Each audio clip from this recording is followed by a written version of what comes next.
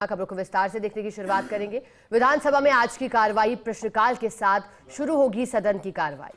तारांकित प्रश्नों की सूची में 24 प्रश्न है, अतारांकित प्रश्नों की सूची में 25 प्रश्न है।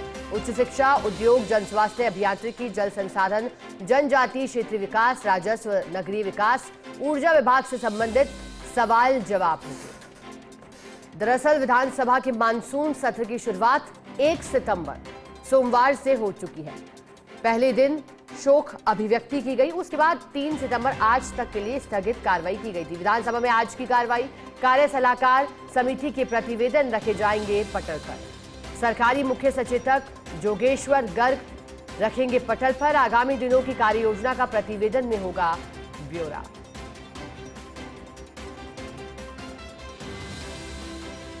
और आज का दिन, क्योंकि आज प्रतिवेदन में ब्यौरा होगा।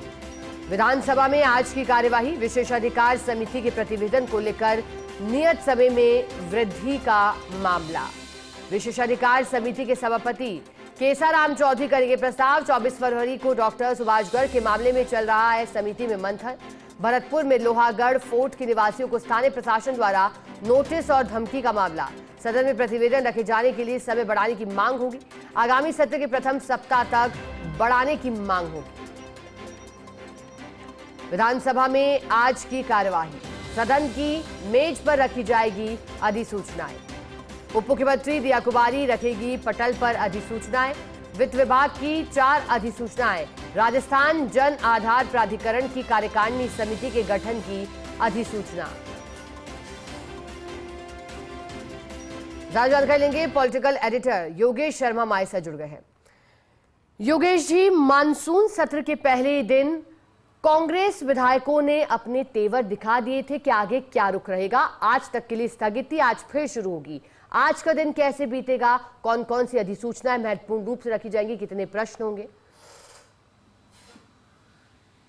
देखिए शिखा, ये बात सही है कि सत्र के पहले ही जब सर्वदलीय बैठक में कांग्रेस का विधायक दल के नेता नहीं पहुंचे थे और तभी लग गया था कि कांग्रेस तीखे तेवरों के साथ सदन में सामने आएगी। और ठीक ऐसा ही हमें पहले दिन नजर भी आया। विधिवत तौर पर विधानसभा की कार्रवाई आज हमें देखने को मिलेगी जब प्रश्नकाल की शुरुआत 11 बजे से होगी और उसके बाद कई महत्वपूर्ण अधिसूचनाएं सदन के पटल पर रखेंगी और दोपहर बाद बिल भी सामने आएंगे। प्रवर समिति को जो बिल भेजे गए कोचिंगों पे लगाम लगाने को लेकर और इसके साथ ही स्वास्थ्य विभाग से जुड़ा बिल भी सामने आया था। कुल मिलाकर कहा जा सकता है कि अधिसूचनाएं और कई महत्वपूर्ण संसदीय कार्य हमें देखने को मिले। साथ ही सुभाष गर्ग विधायक हैं भरतपुर से, उन्होंने बीते सत्रों में टिप्पणी की थी लोहागढ़ फोर्ट में अतिक्रमण को लेकर। उसे विधानसभा में चुनौती मिली है और विधानसभा में मुख्य सचेतक जोगेश्वर गर्ग ने उस समय कहा था कि असत्य और भ्रामक बातें विधायक ने कही है। उसके बाद पूरा मामला विशेषाधिकार समिति के पास पहुंचा हुआ। उसको लेकर भी समिति की ओर से नियत समय बढ़ाने को लेकर प्रस्ताव आएगा और कार्य विभाजन को लेकर बीएससी की रिपोर्ट सदन के पटल पर रखी जाएगी।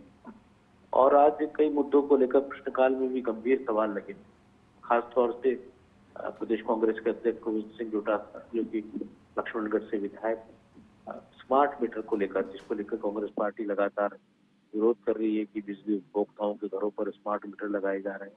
उस मुद्दे को लेकर सदन आज गरमाए सकता है क्योंकि प्रश्नकाल में ही वो सवाल सामने है। तो ऐसे में ऊर्जा मंत्री हीरालाल नागर के लिए भी चुनौती रहेगी कांग्रेस पार्टी के सवालों का जवाब देना।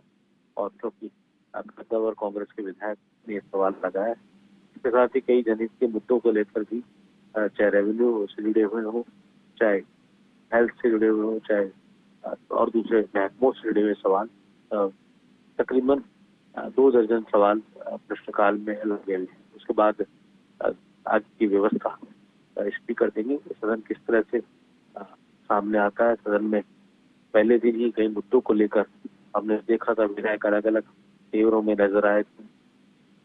बालानी से आने वाले एक विधायक ने बिजली के संरक्षण को लेकर अपनी बात रखी थी अपने अंदाज में, तो वही गंभीर मुद्दों को लेकर भी विपक्ष ने तीखे तेवर दिखाए। राष्ट्रीय जो मुद्दे हैं, वोट चोरी का जो मुद्दा है जिसको लेकर राहुल गांधी लगातार आंदोलन छेड़े हुए हैं, उस हालांकि मुद्दा बिहार से जुड़ा हुआ है, बिहार चुनाव में गरमाया हुआ है, लेकिन इसके पूरे देश भर में कांग्रेस पार्टी ने पूरी तरह चुनाव आयोग और एनडीए या यूं कहीं बीजेपी के खिलाफ हथियार बनाएगा। वो मुद्दा भी सदन में पहले दिन गरमाया था। आगे देखते हैं क्या रहता है। जुड़ने के लिए, जानकारी देने के लिए।